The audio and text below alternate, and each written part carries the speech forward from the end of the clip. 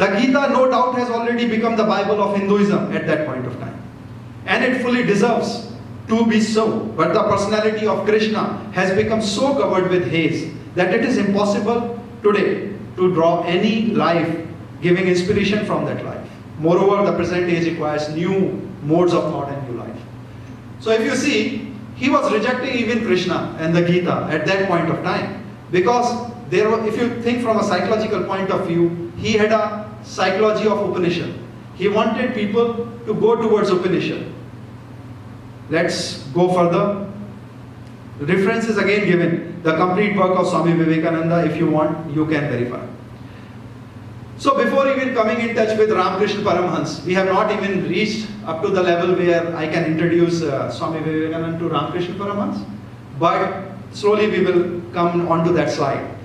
Vivekananda was attached to Brahmo Samaj. I think some of us might be knowing that. Initially he was from Brahmo Samaj. Brahmo Samaj and Arya Samaj, apology to the English masters in the complete work of Swamy Vivekananda, volume 8. In his letter from Ridley Manor, dated 30th October 1899, and addressed to Dear Optimist, Swamy Vivekananda wrote, again, as for religious sects, the Brahmo Samaj, the Arya Samaj and other sects have been useless mixtures.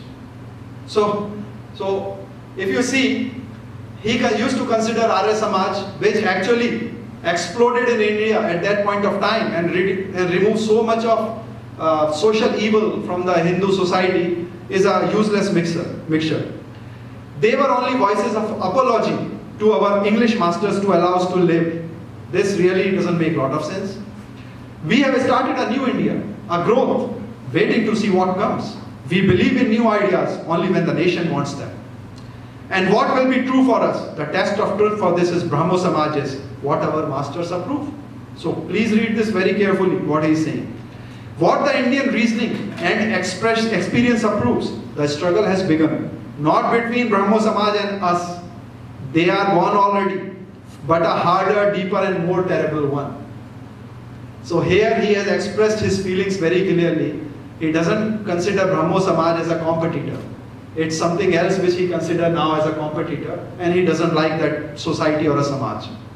So he is giving a foundation of a totally different kind of Hinduism which he has in his mind. In the complete works of Vivekananda, volume 3, in the work titled My Plan of Campaign, delivered at the Victoria Hall, Madras, Swamy Vivekananda said, again very important point here, read between the lines. For that, the eternal gratitude of every true-born Indian is here, Mrs. Besant, and all blessings be on her and hers forever. But that is one thing, and joining the society of Theosophists is another. Regard and estimation and love are one thing, and swallowing everything anyone has to say without reasoning, without criticizing, without analyzing is quite another. The reason to put this line and underline it is quite simply clear. There's a guy, or there is a saint called Vivekananda, and he's saying without reasoning, without criticizing, without analyzing, which means he must have analyzed what he is saying, right? But when I read his scripture now, and when I used to read 15 years back, there's a wide difference. I see that my ideal, Swamy Vivekananda is my idol. He was speaking what the audience wanted, which is pretty dangerous. If you play to the gallery, it means you are not speaking what you want to speak.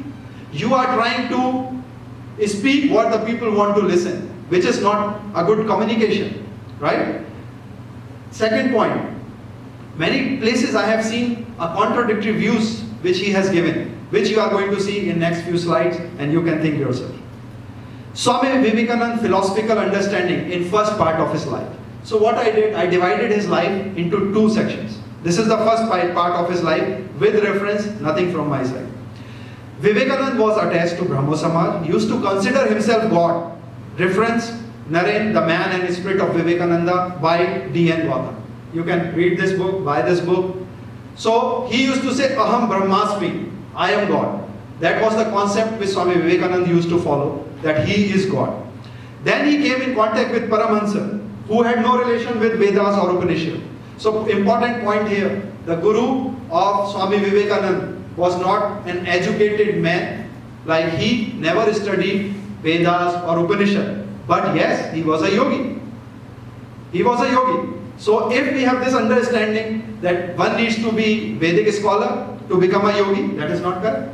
You can be a yogi without reading a Sanskrit, by meditating, and you can gain powers. So Ramakrishna Paramhans, when you read, he was having some yogic powers. But he was not a learned scholar. He was the master who did master few of the yogic techniques, but used to see goddess Kali in all his activities of day to day. This is something called delusional disorder. If you read about Ramakrishna Paramhans, he even used to eat by goddess Kali. So goddess Kali used to come, take a bite, put in his mouth. So he used to eat. That kind of vision he used to have in his day-to-day life. So every time goddess Kali was with Ramakrishna Paramhans. I was reading about this on Wikipedia, and I came across a disease called delusional disorder, where there is a proper treatment for this disease in the United States of America. So what happens in this disease? You start worshipping anything. Let's say it can be an idol, it can be my pen, it can be a speaker. Whatever you start liking, you start worshipping that. Slowly, that image settles into your subconscious mind. And when you are sleeping, you start seeing that image in your subconscious mind. And you feel like that image is living, because your mind is connected to something called something living. And that thing actually becomes alive. So he used to have this kind of a delusional disorder, which is actually a psychological, I should say, a psychological disease in other way. And you will be surprised, when he was dying, he was not able to leave his body. He went to his guru and he said, what is the problem? The problem which was told to him, that he needs to get his mind out of Kali. Then only he can rest in peace. He was not sure if Shankara written Hindu concepts were of Advaita or dualist. So Swamy Vivekananda, so Shankaracharya, there was another Acharya in India who did pretty good interpretations of Vedic books. His name is Shankara. So Swamy Dayananda was not sure what he has written is Advaita or it's a duality. Advaita means I am God. Duality means there are two entities. He was confused in his letters. One can read his letter where he wrote to his friend Prem Das that Chaitanya has said that he understands Vyas Sutra. He considered them dualistic, but a scholar considered them Advaita. So if you read his letters, they are more like a student from United States is writing a letter to people in India that I am trying to interpret and understand them. He considered dream, this is very important point. He considered dream and dreamer as one and the same thing. Now I am astonished that person of such an acumen can ever say that.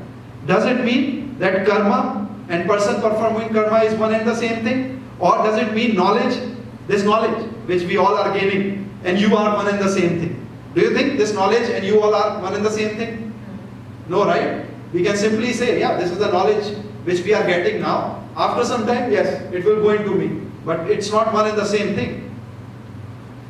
He has written in book named Gyan Yoga that Jagat is Mithya, means Brahman Satyam, Jagat Mithya, a sentence which summarizes for the Hindus the entire teaching of Advaita Vedanta. Brahman is the real reality. The word is deceptive because its apparent reality is superimposed on Brahman. Brahman Satyam, Jagat Mithya. Again, same concept and with reference. Swamy Vivekananda passed away at Vellore on July 4th, 1902. Swamy Vivekananda's last message was, first realize that you are one with Brahma, the absolute, the supreme reality of Vedanta philosophy. Aham Brahmasmi. This he said, complete work of Swamy Vivekananda, volume 1, Calcutta, Advaita Ashram, 1970.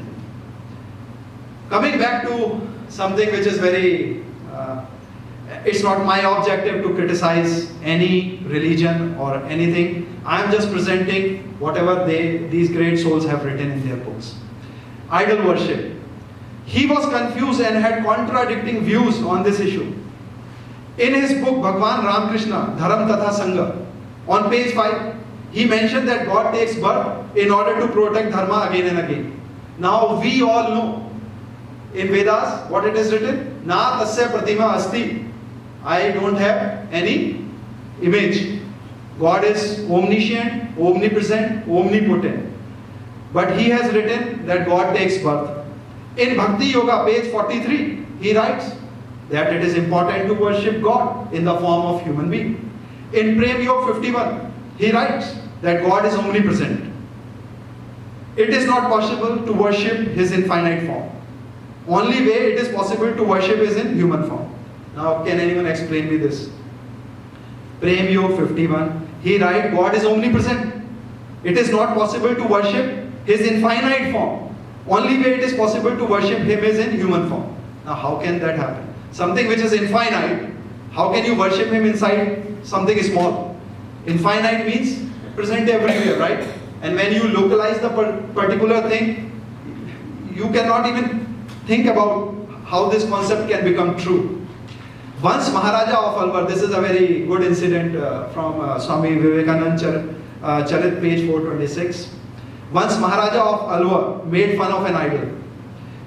And on that Swamy Vivekananda replied, "Brother, if you are capable of worshipping formless God, then do it. But why you criticize others who cannot?"